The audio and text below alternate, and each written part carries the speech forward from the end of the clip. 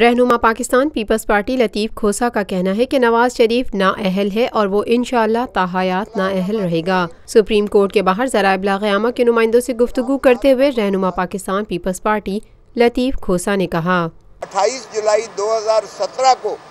نواز شریف صاحب کو نااہل قرار دے کر وزارت عظمیٰ سے عدالت عظمیٰ نے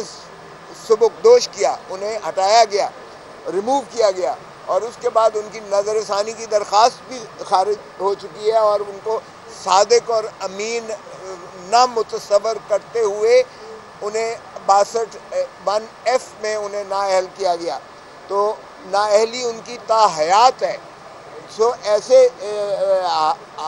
حالات میں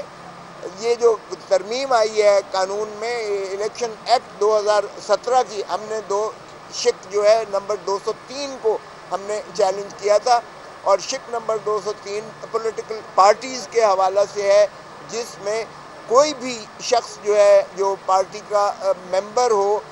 وہ پارٹی کا عہدیدار بن سکتا ہے۔ اس میں انہوں نے عمدن قصدن اور صرف محترم نواز شریف صاحب کو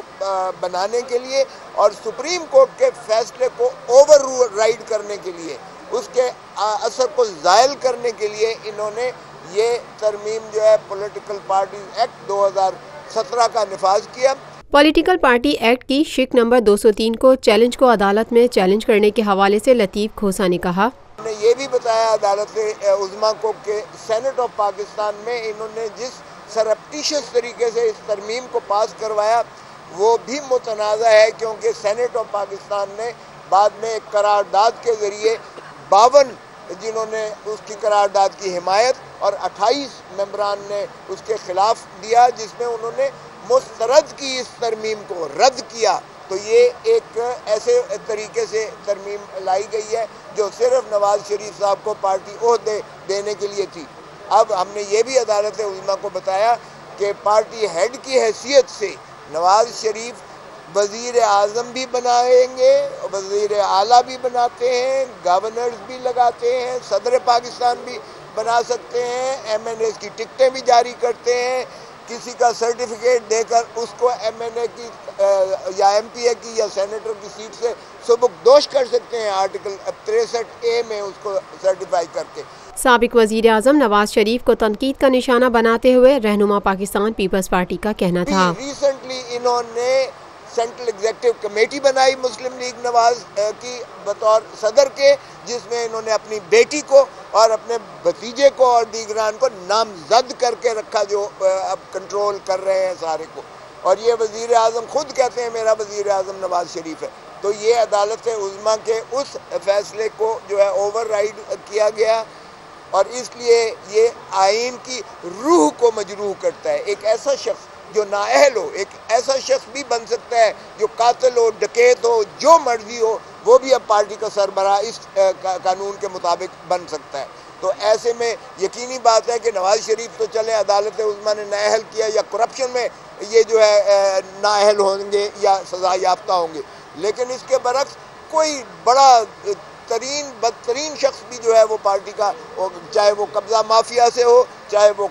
لٹیرا اور قاتل اور ڈکیت ہو، وہ بھی پارٹی کا سربراہ بن سکتا ہے۔ تو لوٹی ہوئی دولت سے اس طریقے سے آپ نے اگر الیکشن میں جانا ہے یا اس طرح سے آپ نے سارا پراگندہ کرنا ہے سارے ماحول کو، تو یہ ویلفیئر سٹیٹ کا کانسیپٹ جو آئین دیتا ہے اس کی روح کو مجروح کرتا ہے۔ میڈیا کے نمائندوں سے گفتگو کرتے ہوئے پی پی پی رہنما لطیف کھوسا نے مزید کہا ہمارا موقف یہ تھا کہ یہ شق میں جو کیا گیا ہے یہ آئین کی روح کے متصادم ہے، یہ ایک ویلفیئر سٹیٹ کو جو ہے انہیلیٹ کرتا ہے، یہ عوام کے اوپر ایک ایسا غاصبانہ حملہ ہے جس سے یہ عوام بھی جو ہے نقصان میں جائے گی، ریاست پاکستان بھی نقصان میں جائے گی، آئین کی بھی یہ متصادم ہے اور قانون کے بھی متصادم ہے۔ اس لیے ان ترامیم کو ہم نے یہ عرض کیا سپریم کورٹ کو، اور سپریم کورٹ نے ہماری استدلال سننے کے بعد انہوں نے ایڈمٹ کیا، اسے